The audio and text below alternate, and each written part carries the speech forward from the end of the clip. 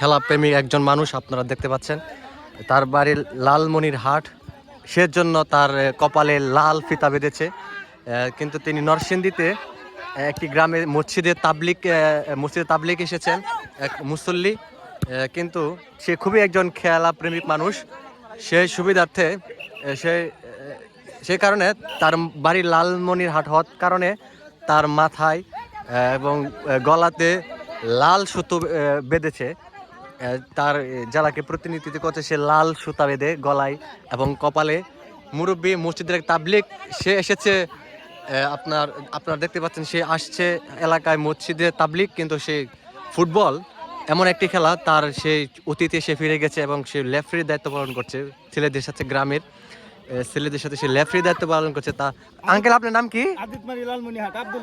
আব্দুল খালেক, লালমনিরহাট থেকে সে আমাদের অত্র এলাকায় মসজিদে তাবলিগ জামাতে অংশগ্রহণ করার জন্য আসছে মুসল্লিদের সাথে। কিন্তু সেই খেলার প্রেমে পড়ে গিয়ে দেখেন তার পকেটে সবসময় মনে হয় লাল কার্ড, হলুদ কার্ড, লেফারি করতে যা যা দরকার প্রয়োজন একটি ম্যাচ পরিচালনা করতে, সব কিছু তার উপকরণ কিন্তু তার সাথে থাকে। সে সত্যিকার একজন ফুটবল প্রেমিক এবং খেলাপ্রেমিক মানুষ।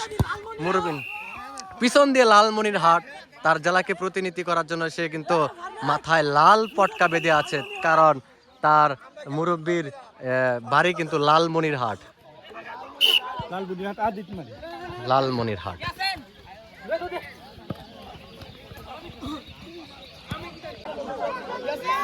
দেখছেন আপনারা গ্রামের সেই ফুটবল টুর্নামেন্ট।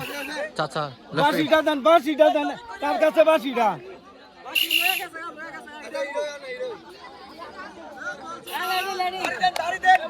হ্যালো, লড়ে 1 2 3। ঈদের আনন্দ ভাগাভাগি করছে ওরা, ঈদের আনন্দ। চাচা কিন্তু সেই লেফারি।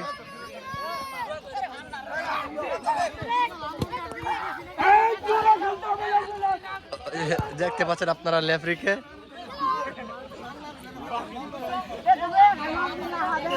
সেই বিনোদ।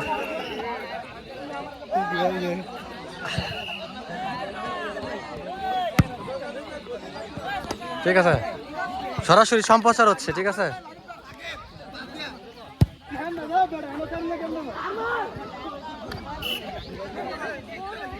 আমার নাতির কাছে পঞ্চায়েত দিতার ভাই কি এটা? হ্যাঁ, অবশ্যই অবশ্যই। আমার নাতির নাম কয়েন? তুহিন দেখেন। আচ্ছা, কারণ আপনি খেলা শেষে